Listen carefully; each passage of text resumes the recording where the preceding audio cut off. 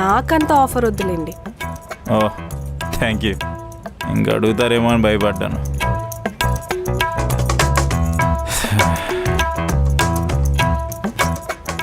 మీరేం చేస్తూ ఉంటారు? నేనా? మార్నింగే ట్రాఫిక్లోనా కష్టపడుతూ పనికెళ్ళి గ్యాప్లో అమ్మాయిలకి సైడ్ కొడుతూ మళ్ళీ అదే ట్రాఫిక్లో చిరాకుతో ఇంటికి వెళ్ళడానికి ట్రై చేస్తుంటాను. ఆ చిరాకు పోవడానికి మధ్యలో దమ్ము కొడుతుంటాను. ఆ తర్వాత ఇంటికి వెళ్ళి సుఖంగా పడుకుంటాను. ఆ జాబ్ అండి నాది.